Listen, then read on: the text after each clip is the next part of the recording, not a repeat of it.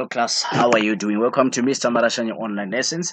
Today we are going to work on commerce, specifically on paper 2. Alright, if you are new on this channel, don't forget to like, subscribe, and also share our videos. Alright, we are going to start looking at this topic called production. I'm going to start looking at what we call production. So zimseki inofarira question topic zvakanyanya. Inowanzo kuuya pa number 1, inowanzo kuuya pa first number ku section B, okay? So let us work on this topic in production. Here are the questions anogara achiuya ku commerce under production. They can ask you about these two terms here, well known as value addition and beneficiation. So you must be able to actually explain what is value addition and explain what is beneficiation so that you can get 3 marks. So by definition, value addition, it is a process of changing or transforming a product from its original state to a more valuable state. That is a value addition.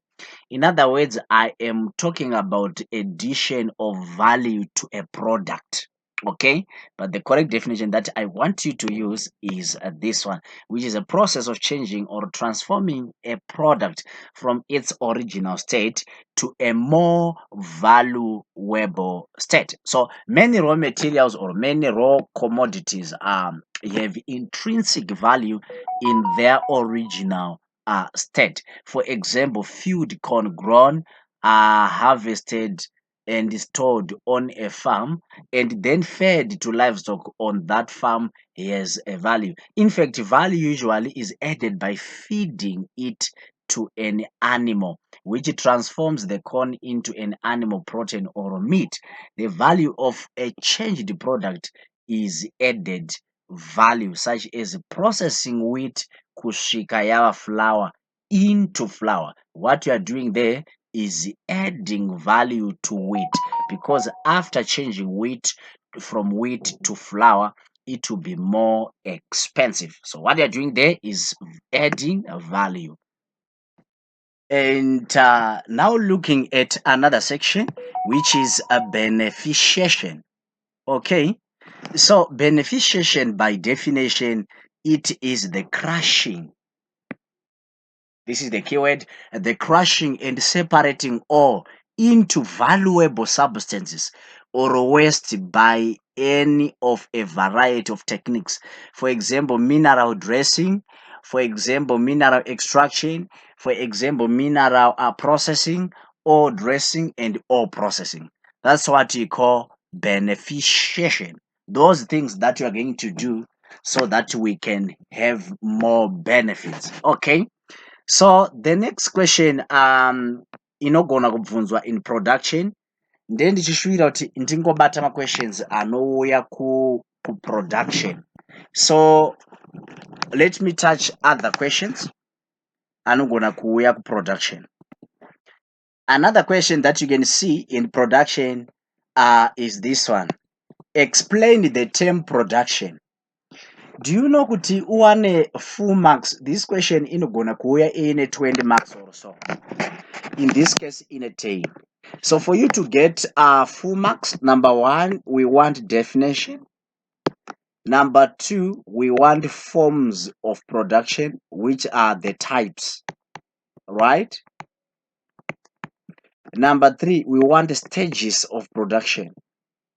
And number 4, we want factors of production. After explaining all these things, obviously you are going to get 20 marks, 15 marks, or 10 marks. So in this case, they started by defining what is production, which is the provision or making of goods and services in order to satisfy human needs and wants. Then production, it is divided into 3 stages. That is primary stage, secondary stage, and tertiary stage. And there are 2 forms of production, which is direct production and indirect production. There are also factors of production that is land, labor, capital, and enterprise or organization. So you must know paunenge uchiidentify kuti we have matypes of akati, you explain a bit about direct production, you also explain a bit about indirect production. Mention that we have 3 stages, you explain a bit about primary stage, secondary stage, and tertiary. Taura about my factors of production, you also explain a bit about land, what is it, what is its reward, what is labor, what is its reward, what is capital, what is its reward, what is enterprise, what is its reward. You get the sense? All right, then from there unogona kusangana this question here. So I'm doing this because I'm going to give you more information about this topic in on the production. So I'm just giving you these questions, and you're also going to see as I'm going to explain in detail this topic called production. Discuss the advantages, merits. It also means merits, and disadvantages, demerits of what? Of value addition, of adding a value to a product. All right, number one advantage is that a product will fetch more money when sold. If we add value to a product, it will fetch more money when sold. Then another advantage is that my product, they look attractive. They will look attractive.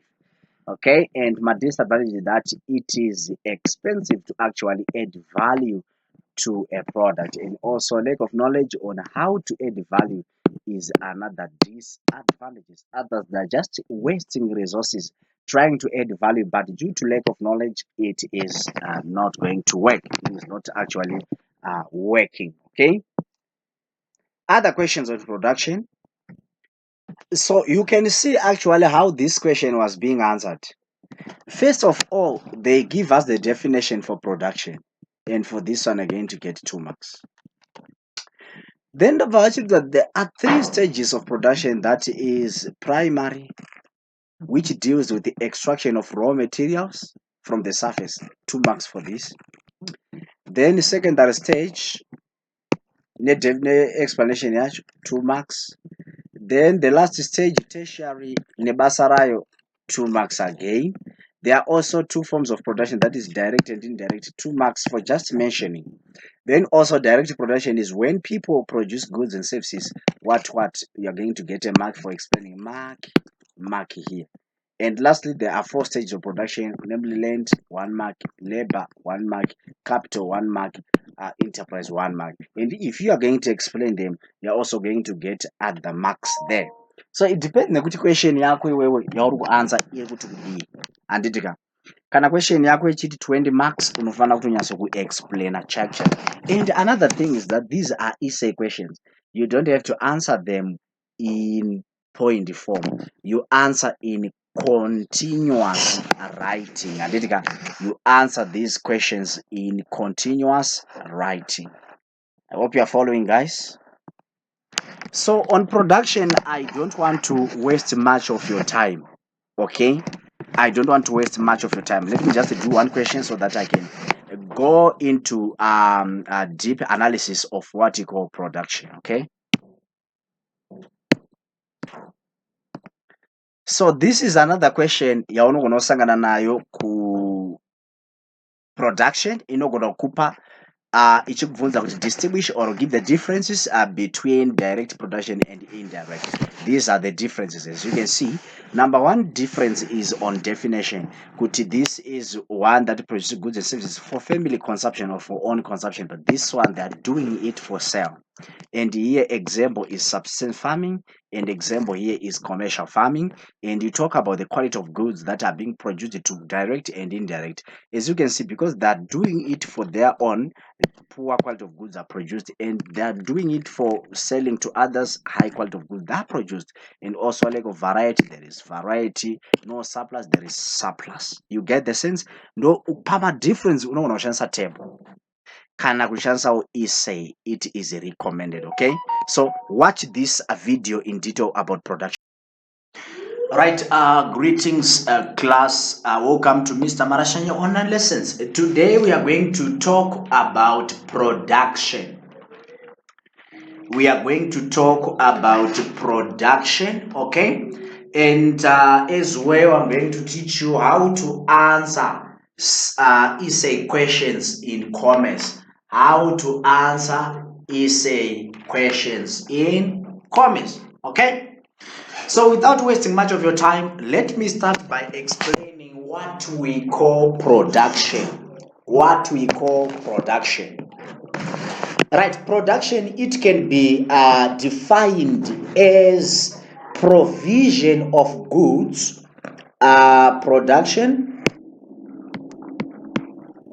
Production is provision,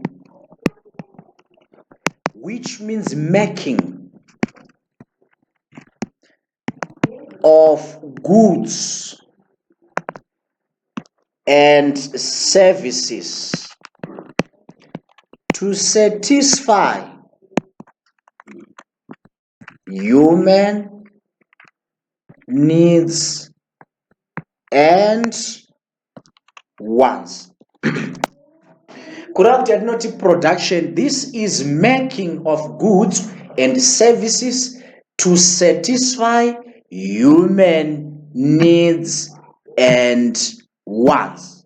Production is the making, the provision of goods and services to satisfy human needs and wants. Okay, from this, guys, you need to know what we call goods, what we call services. You need to know what we call goods, what we call services, and also you need to know what we call needs and wants. Okay, so let me just explain that. When we are talking about needs, we are talking about basic things that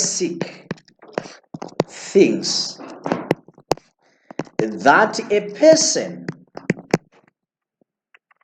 cannot live without. Basic, those things that are very, very important that a person cannot live without. That's what we call needs. The basic things that a person cannot live without. What are those things? It include we can put food, we can put water. You can't live without water. You can't even live without shelter. Okay, and also without, if you can't live without what you call clothing. Okay, so all these things, these are needs. Then we have what we call wants, so that you understand when you're saying satisfying human needs and wants. Needs, these are the things that people cannot survive without, and my wants, these are the things that people can survive without. These are luxurious things. Okay, these are luxury things. Okay, these are luxury things which a person can live without. Izvi munhu anokwanisa kutorarama asina. Those examples, it include a bed, it include television, it include cell phone, it include radio. Those things you can survive without those things. Okay, and also from the definition it becomes clear that you need to know what we call goods and services. What are goods and services? When you are talking about goods, we are talking about tangible things. These are tangible things. These are tangible. Zvinhu zvinobatika, tangible things.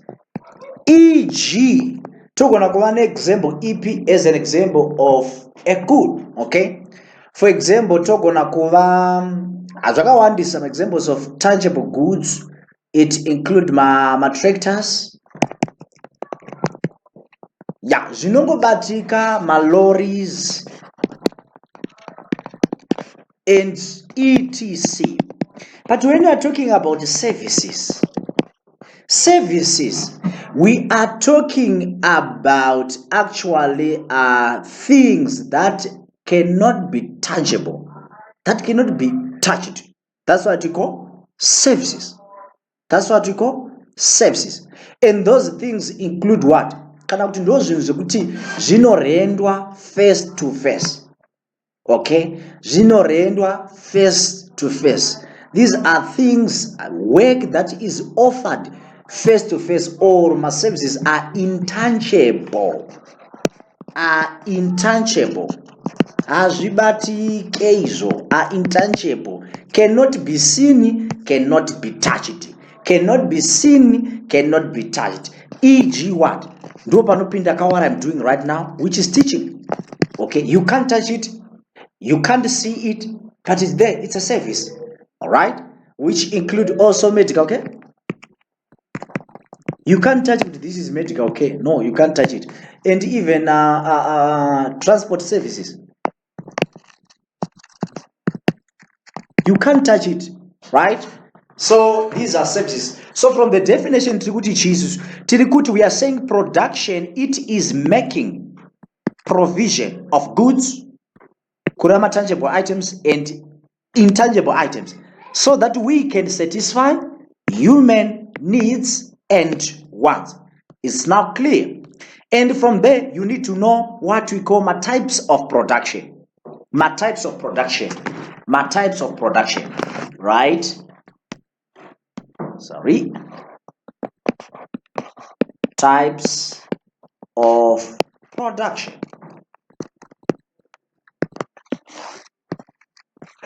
So number one, we have what you call direct production.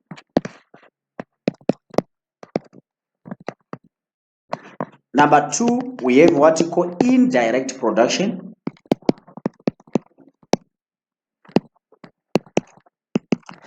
So what is direct production? When we are talking about direct production, we are actually talking about the provision of goods and services for one's personal use. For one's personal use. For one's personal use. That not direct production. Kugadzirwa kwezvinhu uchingozviitira iwewe, or we can say is the provision or the making, the manufacturing of goods and services for family consumption. For family consumption. For family consumption. Okay, that's what we call direct production. But when it comes to indirect production, this is provision of goods and or making of goods for sale. It's production for sale. Okay, so what is then a good example of a direct production? You can put subsistence farming, because this is growing of crops and rearing of animals for family consumption, for one's personal use. But a good example of indirect production, it involves commercial farming, where we are going to grow crops and rear animals for sale.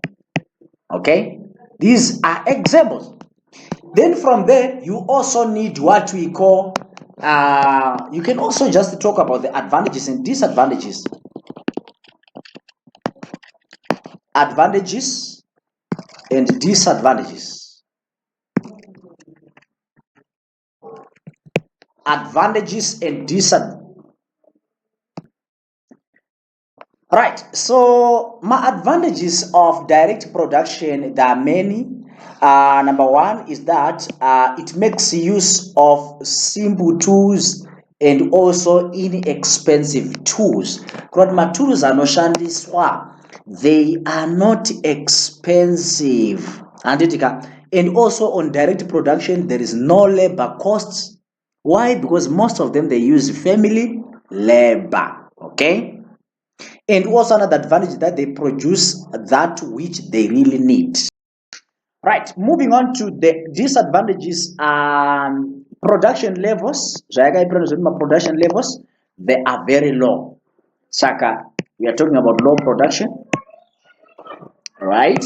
We are also talking about the poor quality of goods produced, poor quality of goods produced, poor quality of goods produced, and also there is no variety on direct production, and also lowers the standards of living. It actually lowers standards of living. Let's now talk about the advantages and disadvantages of indirect production.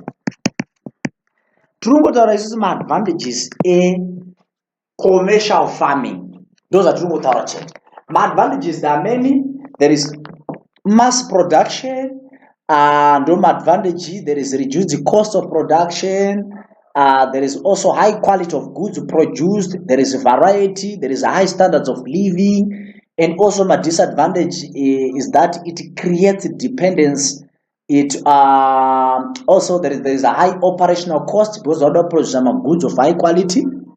Zvogona kukonzeresawo job losses due to mechanization, kana pakauya machines anotanga kushanda panzvimbo dzinofanira kushanda vanhu semarobots, handitika, all those things, right? From there unofanira kuziva yatinoti isusu division of labor, right?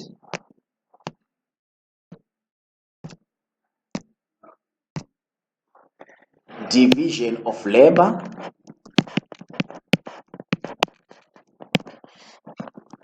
So what is the division of labor? When you are talking about division of labor, we are talking about the breaking down of a production process into a number of similar tasks.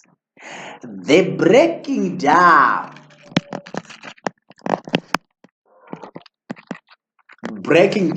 of a production process, right, into a number of similar tasks. Ndo yatinoti division of labor. Muchishona tiri kuti kusheyana kwemabasa. Tiri kuti kusheyana kwemabasa ekuti munhu anenge akuita area yaari more gifted, yaari more talented, yaari more specialized on. That not division of labor. Okay? So kuti for example vanosona, umwe anogona kungofokasa nekungoisa kola, umwe ofokasa nekuaina, umwe ofokasa nekuisa mabhatani, umwe ofokasa nekuita something else zvekuti munhu anenge achikuita one task. Handitika, unofanira kuziva kuti atinoti ma-advantages and disadvantages. So what are the advantages of division of labor? Number one, each station has equipment that is relevant for the task to be done. Okay? Right, and also another advantage is that it allows the use of machines which result in mass production. Okay, and also production, it will be very, very fast. Okay, the workers, they become experts, they gain experience in that area of specialization. There is also less training of workers, and also it improves my standards of living, since goods produced, they are goods of high quality and they will be sold at cheap price. Okay, another advantage here division of labor is that it saves the time. There is also the economic use of tools, and also a worker can develop new ideas by repeating the same task, and they become more experienced. Right. And also my disadvantages division of labor ine ma disadvantage pane zvayakaipirawo. Kurepeata same task zvinopesa zvakuboa. Handitika, repeating the same task every day becomes monotonous. The worker can have less technical skills for making the whole product. Why? Nekuti vanenge vachingoita chinhu one, munhu anenge achingoita kola, but kuti agadzirewo hembe yese kusvika apedza haagoni kuzviita. Okay, and it may result in work delays, in the event of mass strike and stuff like that.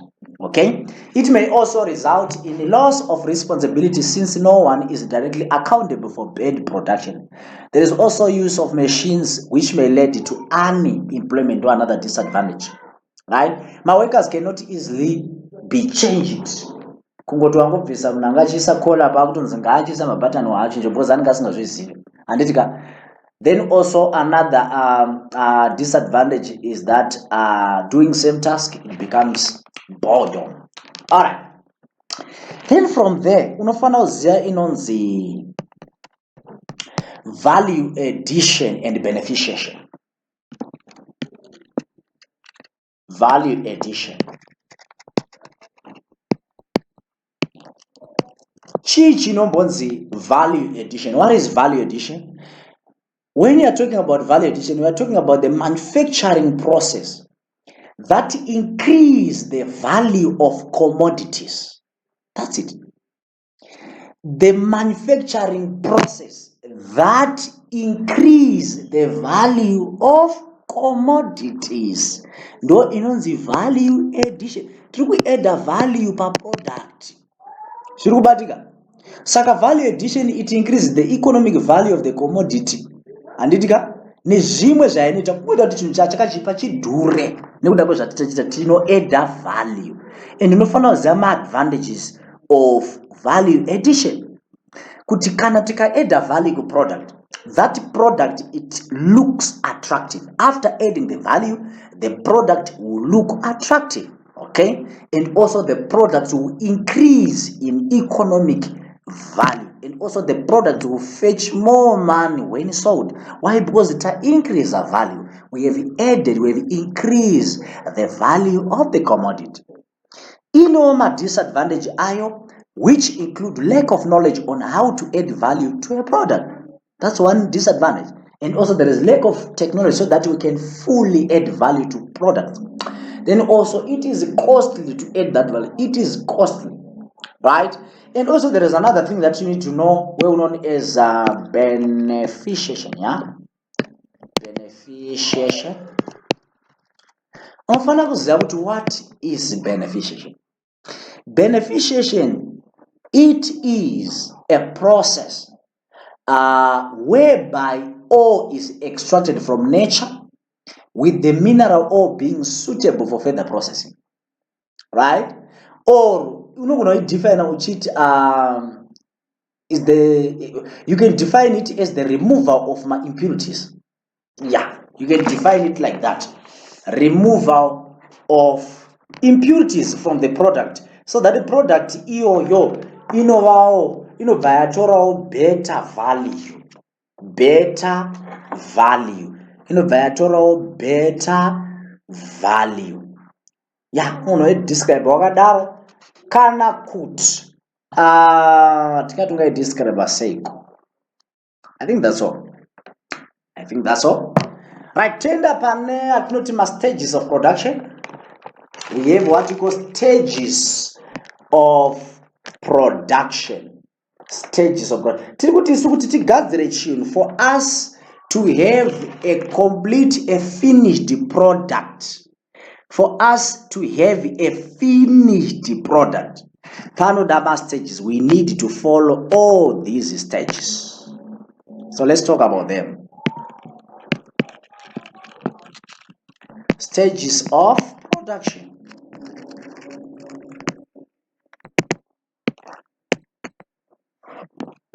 Number one, it's primary production. Number two, we have secondary production. Number three, we have tertiary production. Okay, so I want you to closely look at this, guys. I want you to closely look at this. Right, we have about 3 stages. So this is stage number 1. After the completion of stage number 2, we are we are being directed to stage number 2. After the completion of stage number 2, we are being directed to stage number 3. On this lesson, I'm going to show you that commerce and production is not one thing. All right, so I'm going to show you that. Right, so stage number 1 is well known as primary stage. What is primary stage? Is stage number 1. So first point you are going to say, it is the first stage in the chain of production. Do first point, and you're going to get a mark for that. Then they're going to tell us what is really happening in this stage called primary stage. In the primary stage, there is going to be extraction of raw materials. There is going to be extraction of raw materials through mining, through farming, through forestry, through fishing. You get a sense? So I want you to listen. This stage called primary stage is very important. Why? Because this is where extraction of the raw materials that you want to use to make production happen. So we are going to extract all the raw materials that we need. We can extract them from mining, we can extract them from farming, forestry, fishing. Okay, depend on the type of product that you want to produce or to manufacture. Then from there, now we have raw materials in this stage. What are you going to do? You are going now to stage number 2, which is secondary. Secondary stage, it is the second stage in the chain of production. And what is going to happen here? Here we are going to convert our raw materials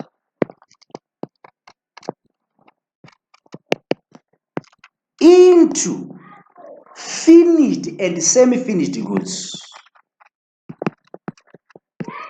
Finished and semi-finished goods. Finished and semi-finished goods. Okay, when you're talking about conversion of my raw materials that we obtained from primary stage, now we are going to convert all these raw materials into finished and semi-finished goods through the process called manufacturing, assembling, construction, and other things there. Okay, all those things, those are secondary production.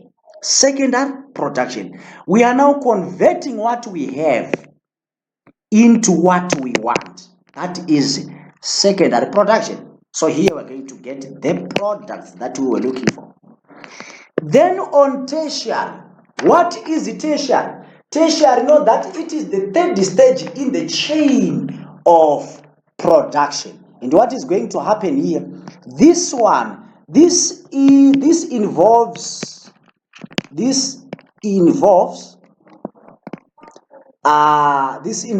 what we call aids to trade. Okay, let me just say trade and aids to trade. So if you are saying it involves the trade and aids to trade, it means in this stage, after we produce the sugar here, right, we are going to practice the trade, we are going to sell it. Do tertiary stage, we are going to sell it. Okay, we are going to sell that sugar. I hope you are following there. So I want you to see something. So trade is in tertiary stage. We produce the sugar, we produce the cars, houses. What is left is for us to sell all these things. That is a trade now, which is buying and selling. Okay, And through the process of buying and selling, we can't just buy and sell things. We need trade helpers, aids to trade. We need what you call trade helpers. What are those trade helpers? Trade is going to be assisted by communication.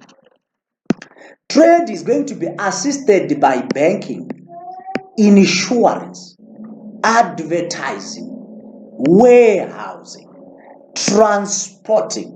All these things, they came into play in tertiary stage.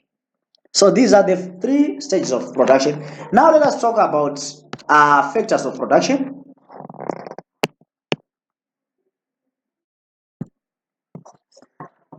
Let's now talk about factors of production. Alright, so when you're talking about factors of production, tiri kuti isusu production yacho wakuda kuiita iwewe. Factors of production.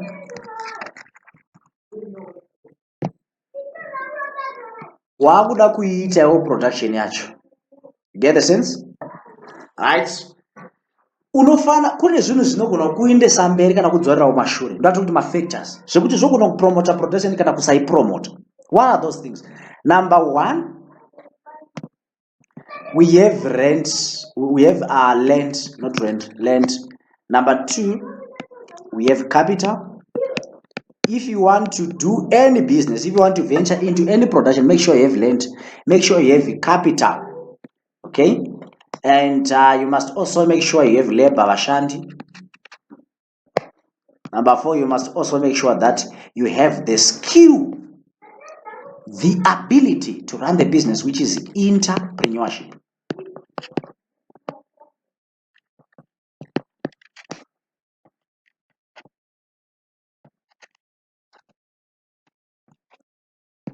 Entrepreneurship. So these are 4 factors of production. So unofana kuzogona, you must be able to explain each and every factor there. But as for me, I'm going to give you the reward for each. The reward for it. The reward for land, mobile land, is rent. Right? Then mobile capital, you are going to get interests. If you invest your money, what you are going to get is interest. Then if you work for something, you are going to get salary or wage. If you apply your ability to run a business, you are going to get profit.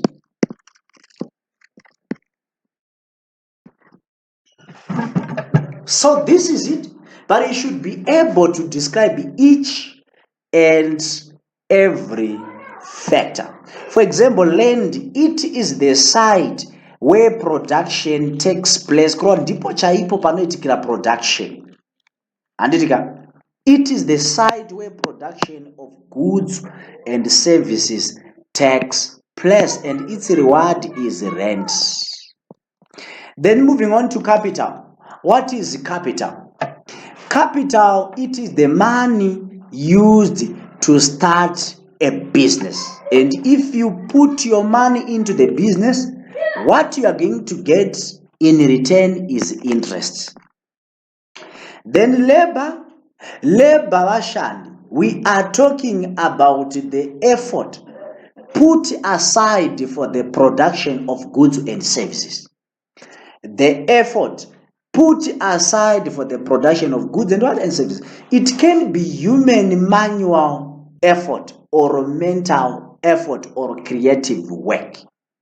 But at the end, after doing all those things, you are going to get salary or wage. Then entrepreneurship, I told you that this is the ability to run a business. Ability yako yekugona kuti wawana land, wawana capital, wawana labor, unogona erozo run a business. Your ability now to run the business.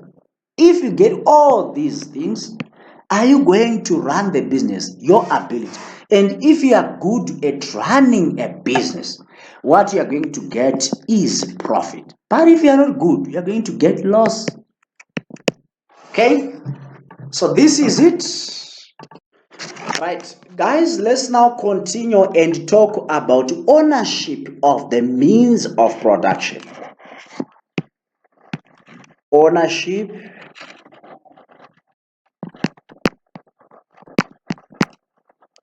of the means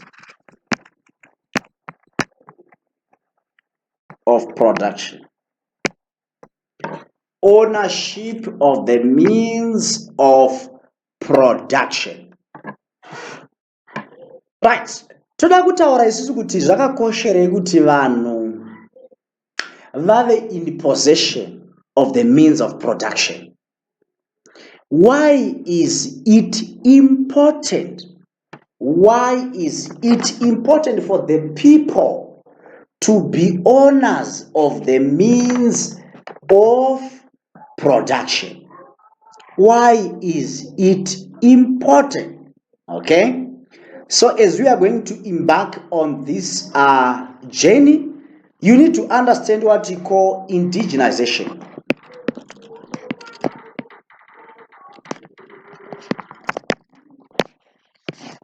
Indigenization can be defined as the ownership of business.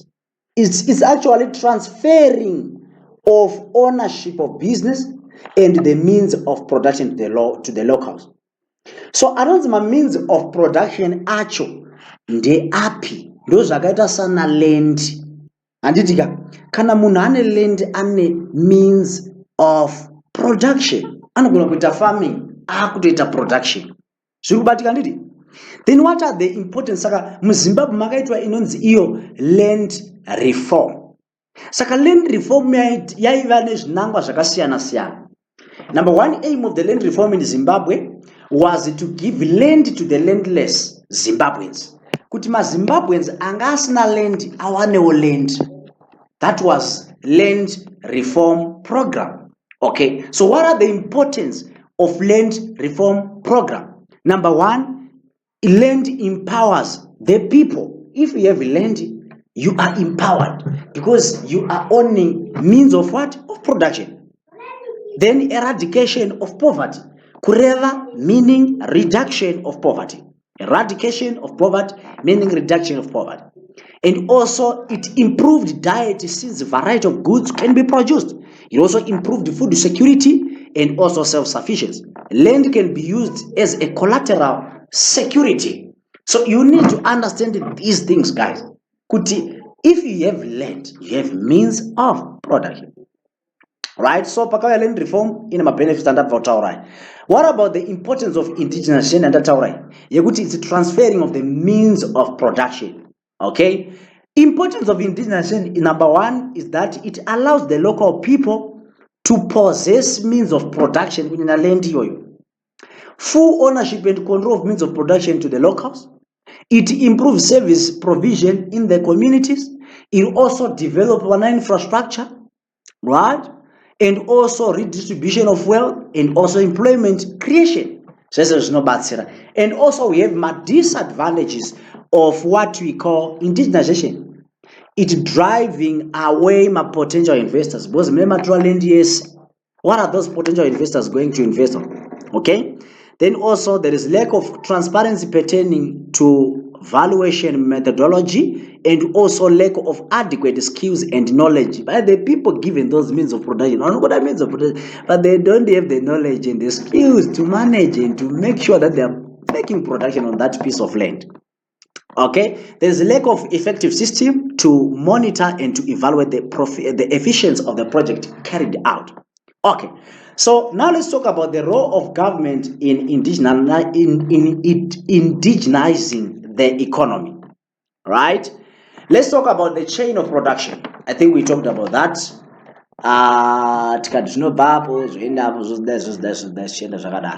Talk about division of labor. Now let's talk about exploitation of resources. Right? Kushandiswa kwema resources. Vanhu vakashandisa ma resources. What are the advantages of the local people or the people exploiting using their resources? There is going to be generation of wealth to the country. That's number one.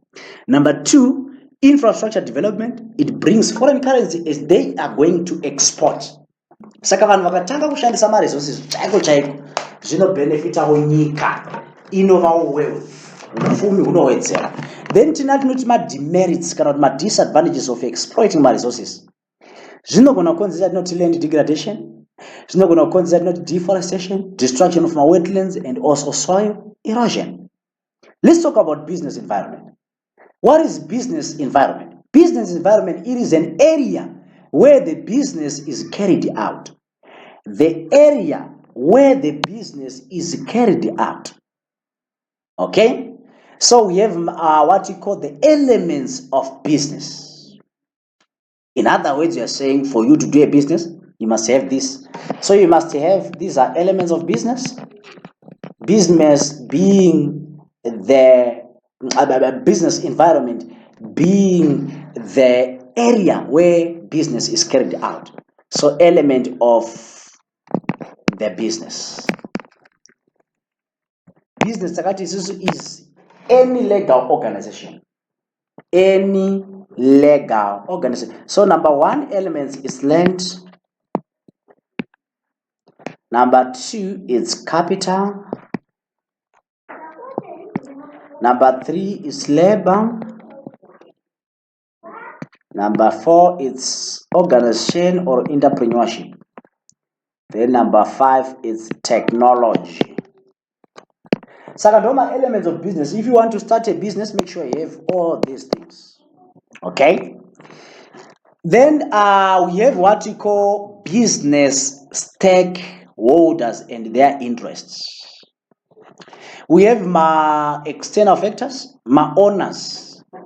My owners of the business, what they want is business growth, is to maximize profit. Those numbers are my business owners. They want business growth and maximization of my profits. What about my workers, my business? Workers, they want job security. They want training in the business. They want also constant payments of salaries and wages. Okay? What about my managers? What do they want in a business? They want my high salaries. They want job security. They want also business growth. They want also independence to make decisions. Let's now talk about my external factors of business. Tinema customers. What are customers need in business? They want the reliable suppliers, reliable. They want timely deliveries. They want the safety of the goods. Then what about the suppliers? The suppliers, they are interested in doing business with a company that is able to pay debts within the agreed period of time. Then what about my competitors? They ensure that the business deals honestly and does not use monopoly powers. Then what about the community? The community, they want employment creation. You can look at other business. One our safe products, one our production that does not harm the environment. What about my bank? My bank, they expect the business to pay interest and repay my loans. What about my investors? My investors, they expect the business to have sufficient cash flow, thereby avoiding liquidity problems. Okay? Then also the government, they want business to abide by the laws of the country, and they also want the business to pay tax, Canary government. Okay? The business to remain in business for long time. This marked the end of production. Let's now try to answer the questions that might come in production. Okay?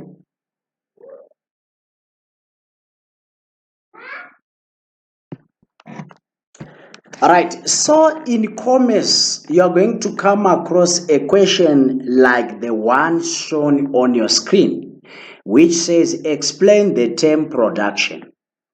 The word explain in commerce, it requires you to make known in detail. To make known in detail, that is to give the meaning, stating the reasons for and giving an account of. So in these essay questions, guys, first of all, identify the keyword. What is the keyword? The keyword here is production. So in the first part, tell us what is production. For example, you're going to say production. I said production is the provision. Is the provision of goods and services to satisfy human needs and wants. So first of all, as you are going to answer any essay question, define the keyword there. Then from there, tell us more about production. Now you are going to tell us about the types of production, or you're going to write there are two types of production, namely direct and indirect production. Then after this, you are going to explain to us what is direct and what is indirect production. So I'm going to write direct production is what, everything. So you're going to tell us the types of production. You are also going to tell us the stages of production. And in this question again, you're going to tell us about the stages of production. Guys, I repeat, this must be one paragraph. Ichingori one paragraph. So skip a malen sanyora zuma paragraph. And it. All right, another question I gonna kubvunza yandinayo pana. So this is the question that I have. It says, how is a miller assisted by communication?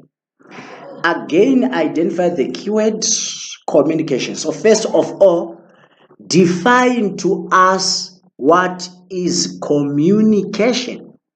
So communication is the transmission of information from one area to another or from one person to another.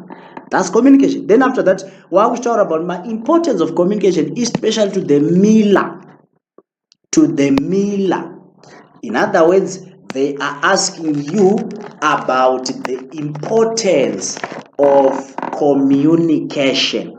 For example, it is going to help him writing letters and also telephoning the suppliers of grain, the suppliers of machinery, the suppliers of mass papers. And also it is going to help him to actually informing my customers of the new product brand, and also to receive feedback from the customers as to see how much they like the products. And also it is going to help the miller to remind my debtors to pay up, and also conducting retail shops to sell my products, and also transmitting information files between the branches through interlinked computers. You are now talking about the importance of communication. For example, receiving of quotations and stuff like that. I'm going to share you with you other questions on multiple choice. I'm not going to on production. Okay.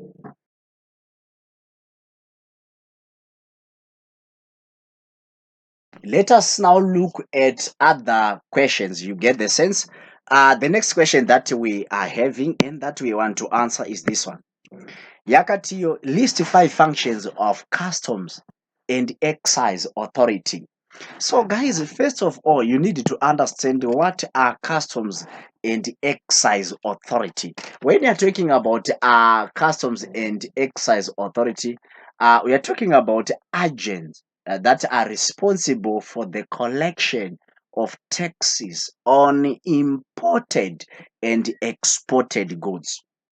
My agents are responsible for collection of tax per goods that are being bought from other countries and goods that are being sold to other countries. That is on imported and exported goods. So ma-functions acho ndo aya ari papo auri kuona akapiwayo. So those functions include, number one, collect revenue for the government in form of tax, majuti. Then it is also important for collecting, keeping, and analyzing records of imported and exported goods and services. Ndo inotozotibatsira kuti tizive kuti are we having a favorable balance of trade or we are having unfavorable balance of what? Of trade. Then also it controls bonded warehousing to ensure that duty is collected. Another function is that it supervises public health by arranging quarantine for animals and also supervises in what we call entry port, which means re-exportation of imported goods. Done. Let's move on and talk about another question here. The question, it says, distinguish between private limited companies and public limited companies. So I'm going to use another stuff. Okay, so you can write it like this, or you can just put the table since the question is saying distinguish. So distinguish, it means state the differences. So if you check on private limited companies, these ones, private limited companies, they are owned by small group of individuals, such as my family members or just investors that joined together to form a private limited company. But on public company, they are run by they are run and actually owned by board of directors. So this is number one difference. Kutima private limited companies, they are owned by a small group of individuals such as my family members or investors. But when it comes to public limited companies, they are actually run and owned by board of directors. Another difference is on the control or the management. My private limited companies, they are controlled by shareholders who may also be directors of the company, but public limited companies, they are controlled by board of directors elected by shareholders to oversee the company's operations. Then also another advantage that you need to know is that my private limited companies, they raise capital through private investments or loans from banks, but my public limited companies, they raise capital through public offering. Then my private limited companies, my shareholders in a private limited companies have limited liabilities, which means their personal assets are protected from debts, and liabilities of the company. But on shareholders, they also have limited liabilities, but the company itself may be held liable, responsible for any damage or losses that incurred by its actions. Okay. So moving on to the next question, state 5 benefits or advantages, merits of free trade. So first of all, I think it's important for you to understand what we call free trade. When we are talking about free trade, we are talking about a trade policy that does not restrict or that does not limit imports or exports. So what are the benefits of having such kind of trade, well known as free trade, where we are going to trade without limit on the imports and exports? So obviously, number one benefit that you're going to enjoy is free trade, that increases access to higher quality of goods and low priced goods. And also free trade, it means more growth. Free trade, it also improves what you call efficiency and also innovations. It also drives competitiveness and also it promotes fairness. So this is it. And moving on to the next question, it says, why is international trade important to Zimbabwe? So by definition, you need to understand what we call international trade. International trade, we are referring to trade between two or more countries. This kind of trade, it involves the use of passports, it involves crossing of borders, it involves use of different currencies and other things. Okay, so why is it important in Zimbabwe? This is how you should write your answers. As you can see, don't go and answer these questions in point form. Answer them in continuous writing like this. Okay, so number one important or significance or role that is being played by international trade is that countries like Zimbabwe, they are not self-sufficient. Kureva kuti hadzizvimiririre pachazvo. So by trading with other countries, they are going to obtain what they don't have. They are going to obtain what they don't produce locally. They are going to obtain what they don't have. For example, cars. We don't have any company that is actually working on cars here in Zimbabwe. So international trade, it plays that role so that we can get whatever that we do not produce locally. Okay, so it therefore buys goods and services from other countries in order to supplement their shortages. And also we can get what we don't have due to climatic conditions. For example, raw materials such as cocoa, and also get what it cannot manufacture due to technological expertise or differences in technology. For example, my vehicles, I talked about this. And also international trade, it also offers access to wider range of goods and services, thus uplifting the standards of living, especially of the people of Zimbabwe. It also prevents shortages. For example, when there is a drought, we can actually import food from other countries. That's why it is important, especially in Zimbabwe. And also we can obtain higher quality of goods at lower prices. Okay, and also we can benefit from comparative cost advantage and also get seasonal goods when they are not in season in Zimbabwe here. All right, next question under trade again. It says identify difficulties, meaning the challenges, the problems faced by importers and exporters and how they can overcome them.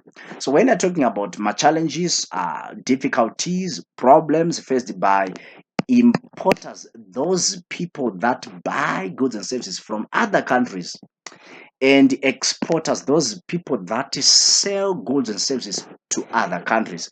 So number one challenge that they are facing as they are importing and exporting goods is that there is a difference in language difference, which will require them to actually have language interpreter. So the problem there is a different language, and what is the solution? We must have language interpreter.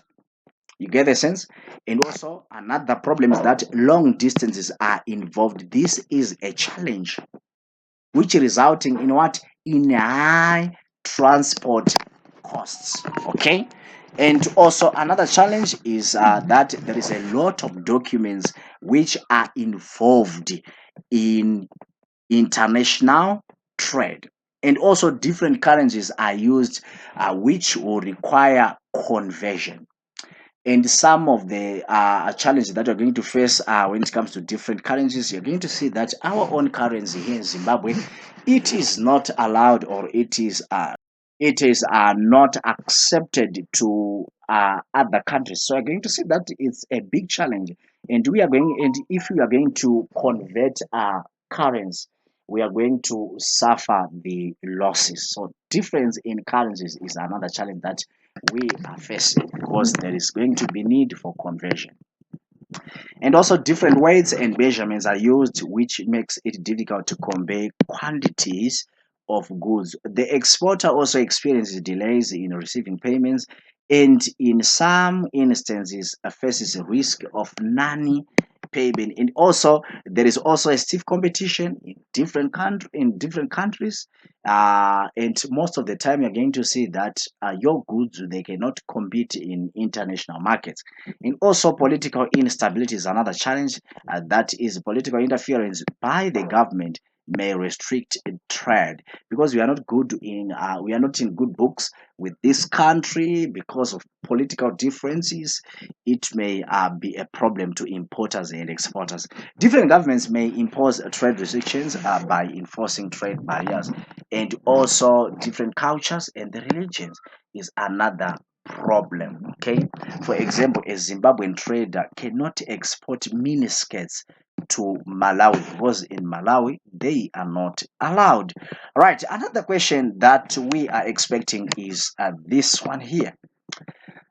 Explain the advantages and disadvantages of multinationals. When you're talking about multinationals, by definition, you need to understand what we call multinationals so that you can properly answer this question. When you're talking about multinationals, we are talking about those companies that operate in multiple countries, in many countries beyond their home base. For example, Coca-Cola, for example, Apple Company, for example, Toyota Company. Okay, those are what we call multinational companies.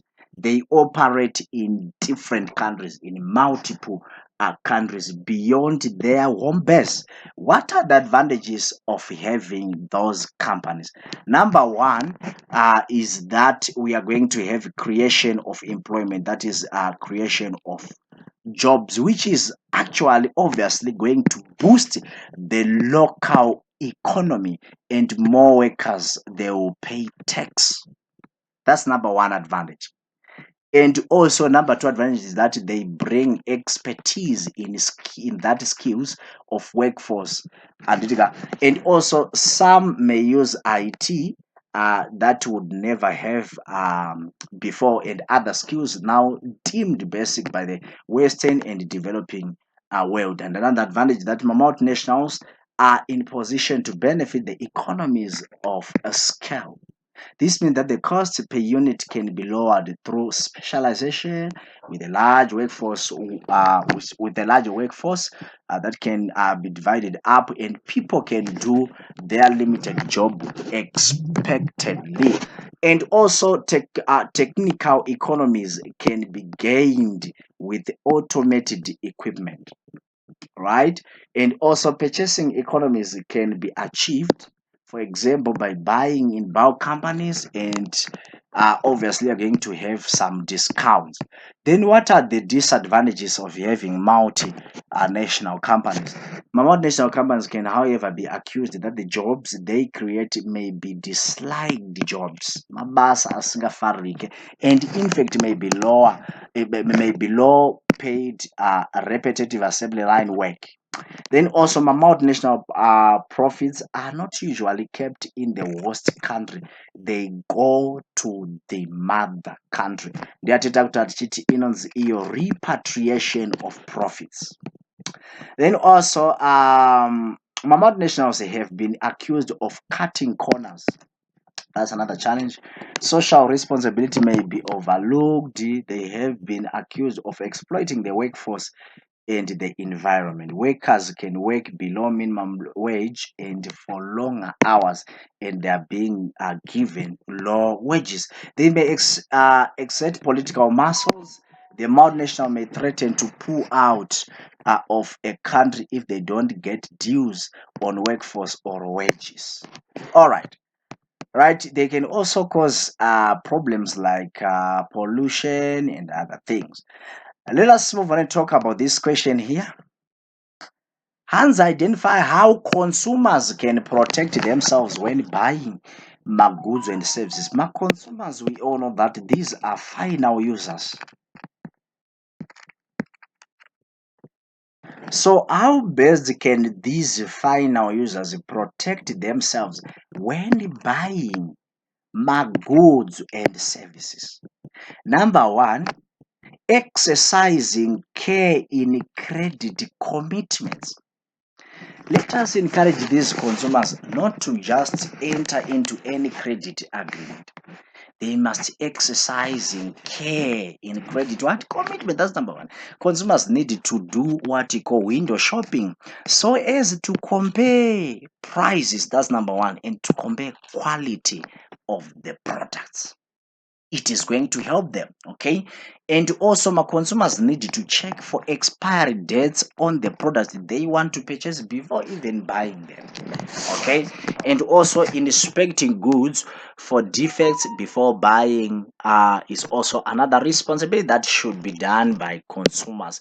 And also, consumers need to check for spare parts before buying goods, and also knowing their rights and legislation.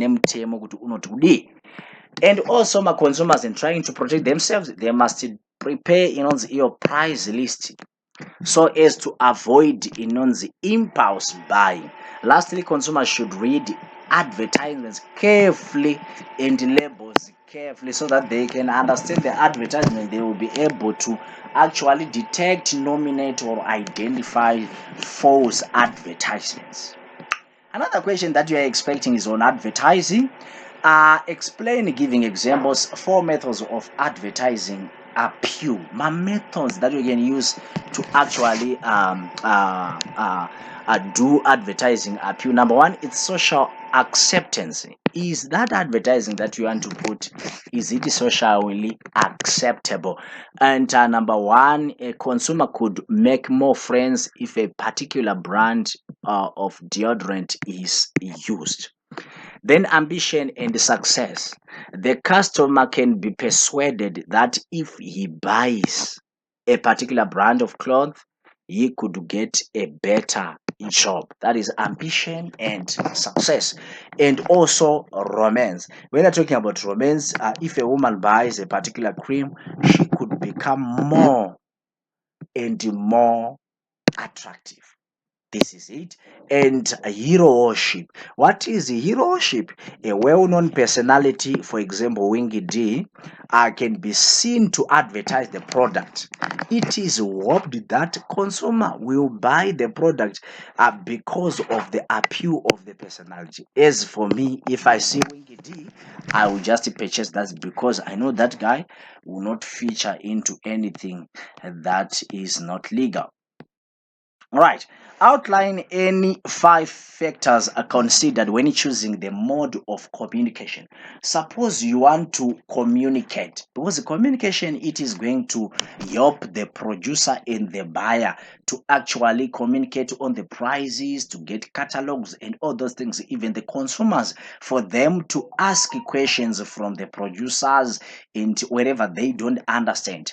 It is important for them to use communication, but we must consider modes of transport. What are the factors that we must consider when choosing a mode of transport? Number one, we must consider cost of the communication. Is it expensive? Obviously, many people, they will use WhatsApp instead of printing those flyers and doing all those stuffs.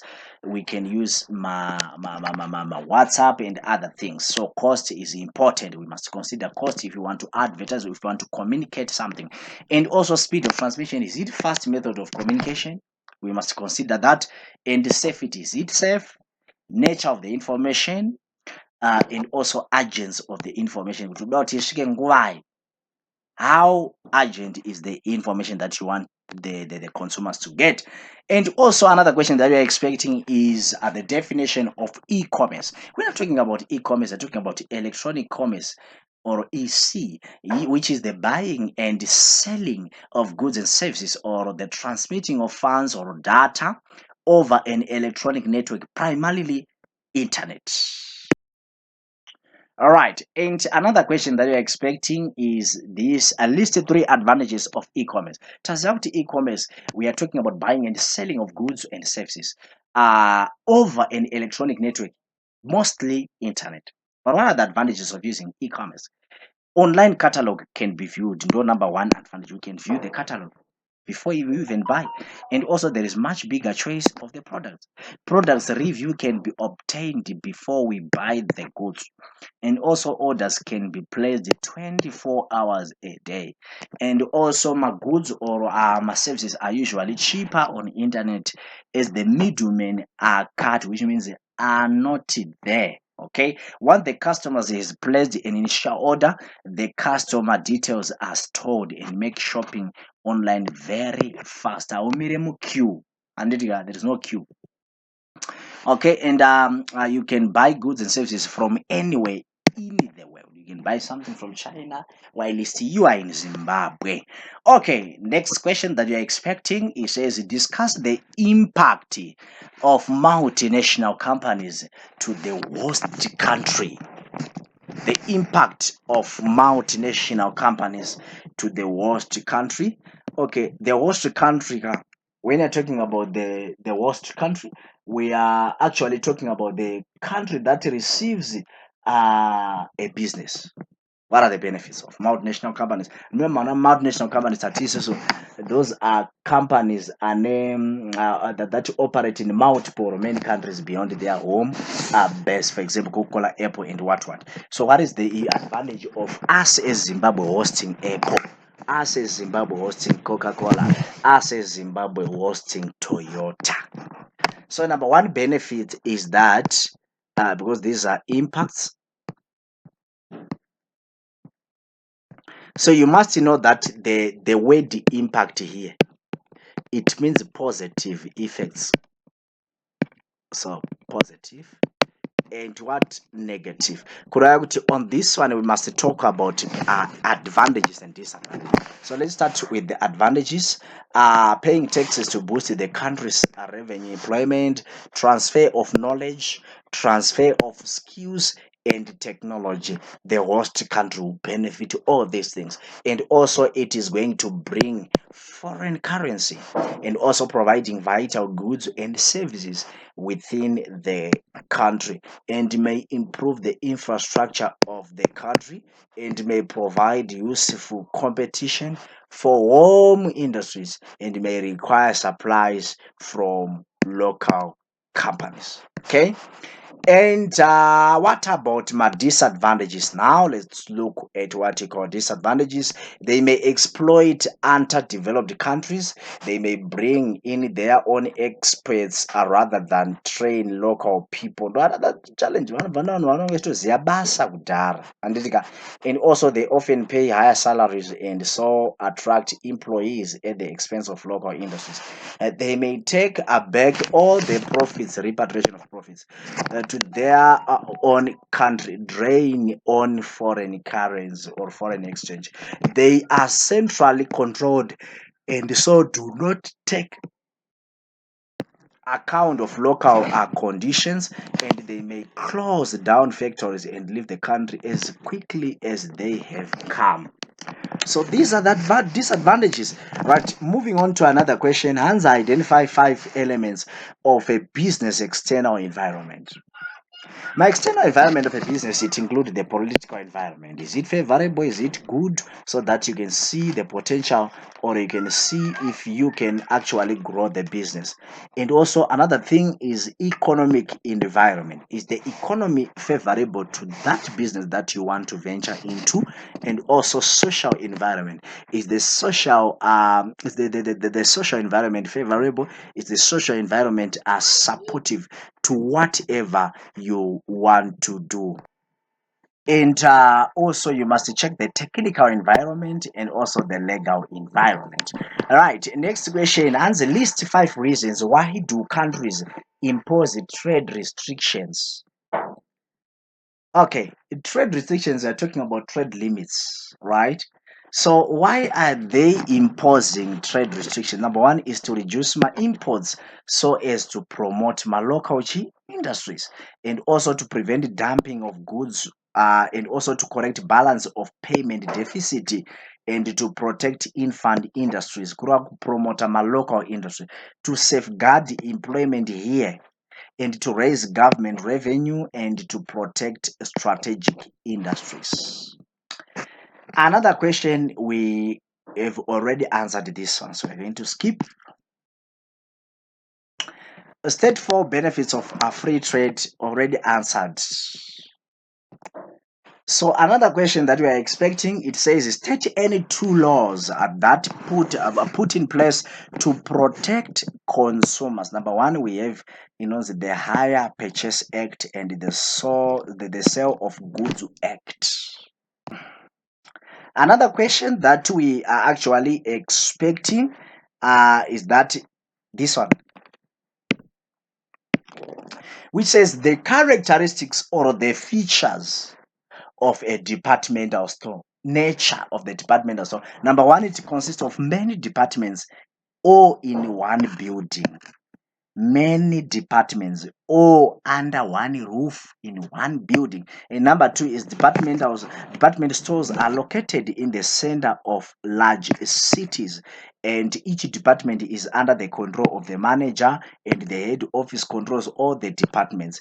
Each department, it specializes in one line of goods. For example, another department, it may specialize on furniture only, another one on hardware, another one on clothes, another one on foodstuffs, but they will be under one roof. Many conveniences to the shoppers include my toilets, my restroom, they'll be there, saloons, telephone, baths, car park facilities, and etc. They are provided at what you call departmental store, and goods are prepacked and the prices are clearly marked in a departmental store. And many department stores are owned by very large firms. Moving on to another question that we are expecting, it says, explain any 6 measures which can be taken to correct an unfavorable balance of payment. Do you know what unfavorable balance of payment is? Actually a situation whereby my imports are more than exports. So how do we correct that?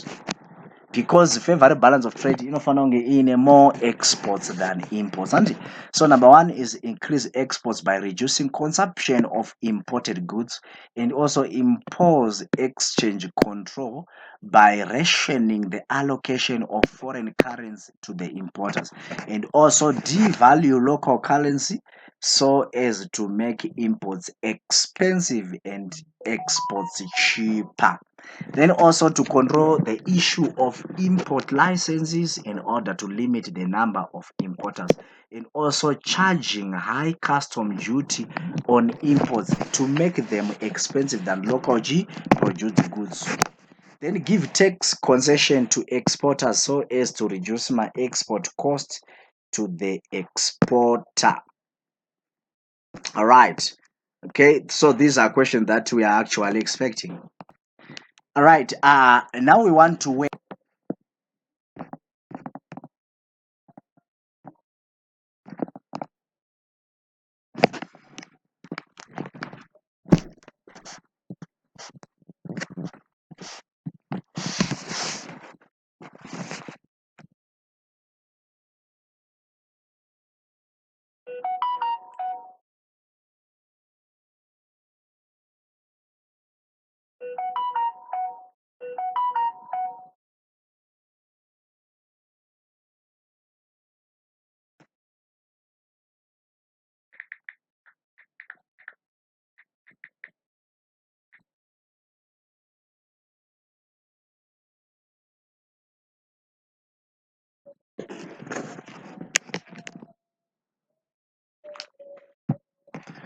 All right. Sorry, something was happening. Right. Tatabachi, list any 6 contents of a business plan. So a business plan, by definition, it is actually a formal written document.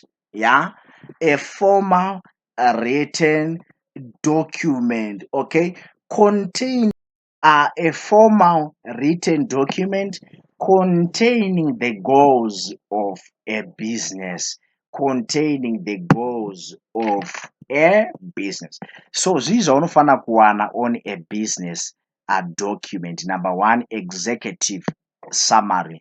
organizational background, products or services to be offered, market analysis, operational plan, financial plan. Okay. All right. Another question that we are expecting is this one: distinguish between formal and informal communication. Formal communication, it involves the sending and receiving of information through my established channels of communication, so either send emails such as letters, reports. Whereas informal communication, communication, the message is sent and received through unofficial channels. An official what channel? You get the sense? All right. Another question that you are expecting. Wow, this one is a good question. They love this question. All right. State and explain any 5 consumer rights in the zero dzevatengi. The right to be heard. Vanofana kunzwika. Consumer must be allowed to express themselves and lodge complaints. Number 2, the right to redress, which means my consumers must be compensated for substandard goods. Another one is the right to choose, which means my consumers must have access to a wide range of goods and services, and also the right to be informed. The right to be informed. Because my consumers must be given my facts, my figures required to make informed decisions and my informed choices. And also my consumers under the right to safety, which means my consumers must be protected against goods and services that are dangerous to health. Then my consumers also, they have the right to education. Consumers must be provided with the knowledge of their rights, right? And also they have the right to basic human needs. For example, my consumers must have the access to basic needs such as food, right to water, clothing, shelter, education, and health care. Another question that we are expecting in consumer protection says, what actions has been taken by the government of Zimbabwe in order to protect my consumers when buying goods and services? Number 1, they put in place a hire purchase, which guards against unfair and unlawful repossession of goods bought on credit. Those Nongomirira Hire Purchase Act and Koitanon's Price Control Act. It safeguards against overpricing of the goods. Then Sale of Goods Act. This one, it specifies that goods must be fit the purpose or description for what they are sold. Kurati zvakanyorwa ndozvofanira kuita exactly zvinenge zvichiita chinhu ichocho. Okay. All right. Fair Trading Act guards against false pricing, cut, holding, and also conditional selling of goods. Then my Consumer Safety Act. This act ensures that my products are safe for human consumption and use. Then also tine yakaiswa in place inonzi iyo the Trade Measure Act. It guards against underweight and incorrect weights of and measurements. Ndo make sure kuti kana pakanzi 10 kg of mealie meal inofanira kunge iri 10 kg of what of mealie meal, kwete kuti inenge iri 6 kg, because it's happening. My consumers, they are being cheated on that one, especially on weight and measurements. Okay, so there's a law which was put in place by the government of Zimbabwe. All right, number 22, explain the advantages and disadvantages of containerization. You know, when you're talking about containerization, what can I say? I think you need to know the definition to what we call containerization, because this one, containerization, it is just a method of actually packing and transporting goods using standardized containers. Ndo inonzi containerization. Packing and transporting of goods using standardized containers. Ndo inonzi containerization. Are we following, guys? So what are the advantages of using that? Right. Number one, as cranes are used for loading and unloading the containers, there is a speed in the transportation. That's number one advantage. Number two advantage is that containers are sealed and opened at its destination. So my damages caused by rainwater and sunlight can be avoided. Then theft of goods can be avoided if we put those goods into containers. And as my containers are loaded and unloaded with the help of cranes, breakages can be reduced. What can one reduce a risk of breakages, and my containers reduce the need to employ my laborers to carry goods. Then also this one, it reduces my expenses, and also my containers which can be stocked reduce the need for warehousing. And as there is increased safety in using containers, the insurance cost is also going to be reduced. And the refrigerated containers can be used to transport my perishable goods. What about my disadvantages? High capital costs are involved in purchasing and maintaining those containers. They are very expensive. And also high training costs are incurred in training labor to handle the loading and unloading of the containers. And also my containers, they occupy a lot of space, hence large space is needed to keep the containers. The weight of the containers reduce the amount of the goods that can be transported, and my containers are loaded and unloaded with the help of my cranes. This replaces human labor because unemployment. You get it? And we have another question here which says, explain the long term and short term capital. We're not talking about long term, short term capital. We are talking about the capital that is needed for a business so as to finance the short term obligations. That is day to day requirements of the business, such as my payment of the wages, purchase of the raw materials. Short term capital include my bank overdraft and trade credit. Repayment period is short. Then by long-term capital, long-term finance is used by a business to finance a long-term project, such as by purchasing of the machinery. For example, our long-term capital include my shares and my debentures. They are repaid over a long period of time. Right? The state and explain N5 consumer rights, Tamboma Taura, I talked about this. Right, here we have another question on markets. Unofana uzoziana unzima marketing mix, the 4 P's.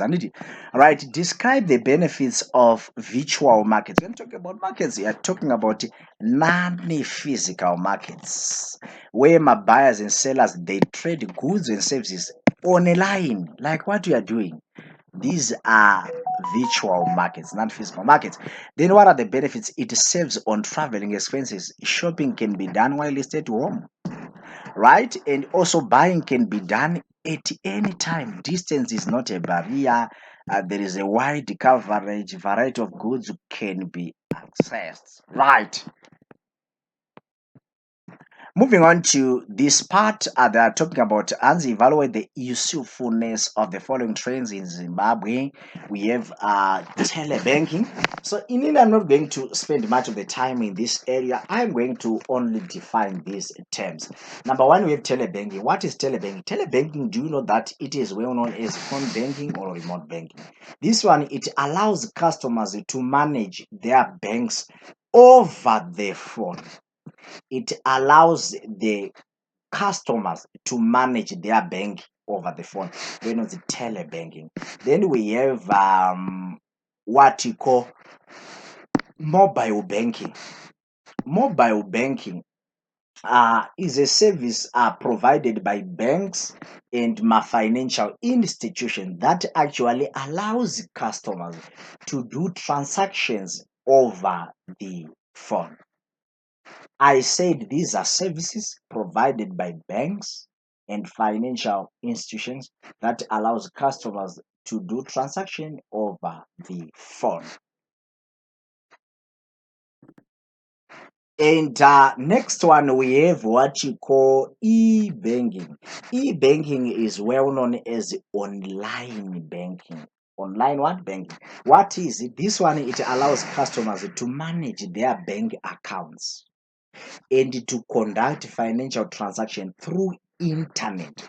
For example, PayPal, this one.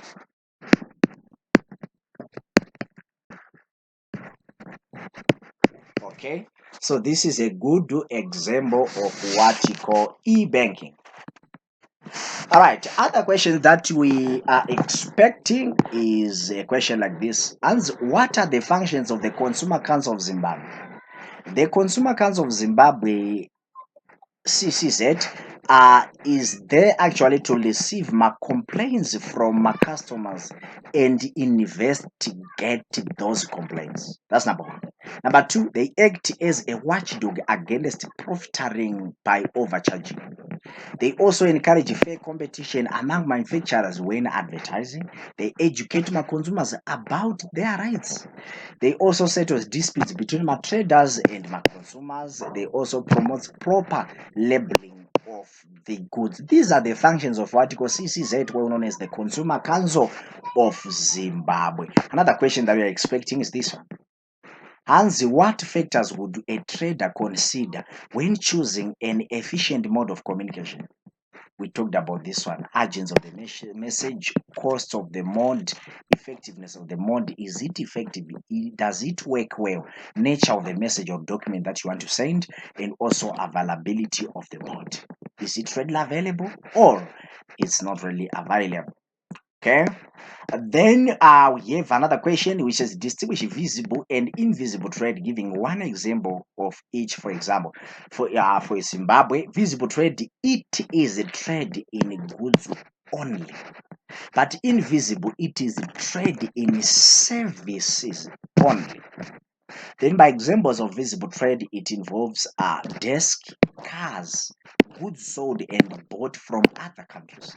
Then by invisible trade, it includes tourism, transportation services offered and provided by other countries. And also, we are expecting to see these questions on documents used in trade. For example, this one says 3 purposes and 4 contents of the following documents. Okay. Indent. It is in an order to buy goods abroad. Right. It can be opened when it does not state the source from. It does not it does not when it does not state the source from which the goods are to be obtained, and also can be closed when it specifies the type of brands required and also the manufacturer of the goods.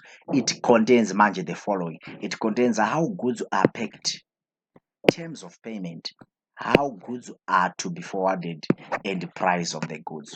Then we have what you call the consular invoice. The consular invoice, it assists customs officials to calculate custom duty. It also prevents cheating when assessing duty, speeds up clearing and delivering of the goods. It contains a description of the goods, prices of the goods, names and address of importer and the exporter. And for what reasons do revenue authorities keep statistics records of imports and exports? Noti kuziva kuti pane favorable balance of payment here kana kuti. Here the solution that we are given says provide information on levels of imports and exports necessary to compile one balance of trade, to compile invisible balance of trade, to compile balance of payment. Assist the government in correcting an unfavorable balance of payment and assist in enforcing quotas and embargoes. Then another question that we are expecting, it says, distinguish between a loan and an overdraft. When we're talking about a bank loan and a bank overdraft, bank loan, it is a formal way of borrowing, but this one, it is an informal way of borrowing. And my interest in formal way of borrowing, they are fixed. This one, they are not fixed. Interest rate is low, interest rate here is high. Right? Repayments are by regular installments and repayments are by irregular, and collateral security is needed, collateral security is not needed, and loan account is needed, and this one they use is current account. Another question that we are expecting, it says list 6 advantages and disadvantages of a sole trader. Who is a sole trader? A sole trader is a self-employed person who owns and runs their own business as an individual. A sole trader is a self-employed person who owns and runs their own business as an individual. So my advantage is it is easy to control and run. Few legal formalities are needed. Little capital is required. Lower overhead expenses, and business affairs are private. Has flexible working hours. Offer personal services to customers and quick decision making since there is no one to consult. And also there is a close supervision of workers. Does not share profits with anyone. Okay.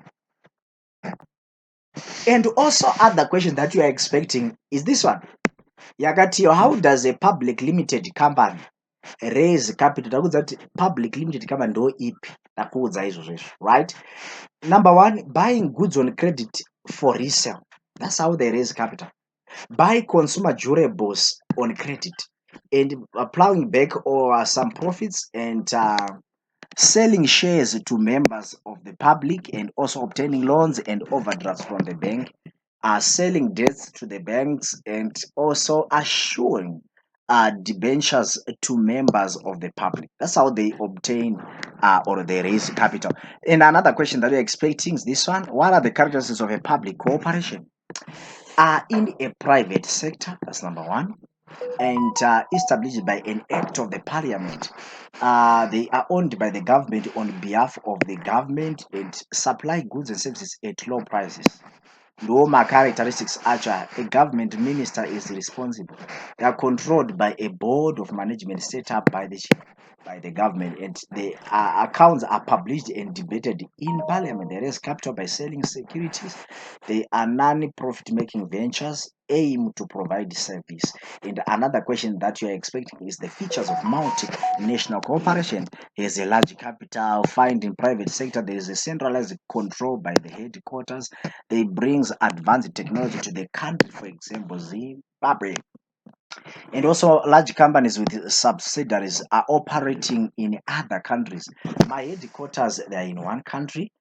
Subsidiary repatriates profits to the parent country. And another question that they are expecting is the difference between my shareholders and my debentures. My shareholders and all my owners of the country, these ones are the creditors of the country, and they earn my dividends here and they earn my fixed rate of interest. Cannot force a company into liquidation here, they can force company into liquidation. And also they receive my dividends after debentures holders, and they receive my interest before my shareholders. Kunoku my shareholders, they have the voting rights, but here they don't have the voting rights. And another difference anogona kubvunza is the difference between private limited company and partnership. Private limited company are formed by a minimum of 2 or more, or 2 and a maximum of 50. And these ones, they are formed by a minimum of 2 and a maximum of 20. Announce my partnership. And my private, they involve complex legal formalities. Here there is less legal formalities. A separate legal entity, no separate legal entities used. Raise capital by selling shares privately, but this one, my partners, they contribute capital actually. Then perpetual succession, here they lacks continuity. Another question that you're expecting, mass similarities and differences between bill of lading and a charter part. Both my documents are used in international trade, and they show names of the shipping company and the hire. They are transporters. They are transport documents used in sea transport and are used as a contract of carriage, which are prepared by the shipping company. My difference is that a bill of lading is an agreement to carry goods, whilst a charter part is agreement to hire a ship. Kureva kuti a bill of lading agreement yekukera magoods iyi ndeyekuhire. Then a bill of lading is a document of title, whereas charter part is not a document of title. A bill of lading is a question negotiable instrument, whilst a charter part is not a question negotiable instrument. These are the differences. All right, another question that we are expecting, it says distinguish between a broker and a factor. A broker does not take possession of the goods, but factors, they take possession of the goods. Then my broker, they Then brokers, they earns a brokerage commission, but factors, they earns a factorage commission. Okay. Then my brokers, they do not deliver my goods. My factors, they deliver goods to the customers. My brokers, they sell goods in the principal name, but my factors, they sell goods in his own name. Then my brokers, they bring buyer and seller into contact, but my factors deals directly with the consumers or the. Another question is on the differences between liners and traps. My liners they are not meant for hiring, but this one they are meant for hiring. Here they have a permanent home, no permanent home here. Follow strict timetables, no fixed timetables here. Travel on fixed routes, no fixed routes here. Freight charges are fixed at conference. Freight charges are fixed by negotiations. Zvinhu zvatiri kuudza izvi bofanira kuzvibata, pinda muexam uchizviziva. Then this question that we have, vanwanzoifara zvakanyanya, outline the functions of Seaport Authority. Number one, they provide the refueling facilities for my vessels, loading and offloading facilities, provide my warehouse, provide accommodation, fresh supplies of food and water, passenger facilities, for example, my toilets, they provide that, office space for custom officials, they provide ship repair yards, provide communication facilities or telephone, they maintain efficiency of my seaports, they quarantine for animals and maintain my public health. So guys, this marked the end of our revisions. Okay, so after watching this video, don't forget to like, subscribe and share our channel. Don't forget to subscribe. Encourage your friends to subscribe, your relatives to subscribe. And ukapawo umwe munhu kashare video, subscribe, kashare link, subscribe. Encourage them to subscribe so that you can actually help this channel to grow big. Okay, thank you so much for your support.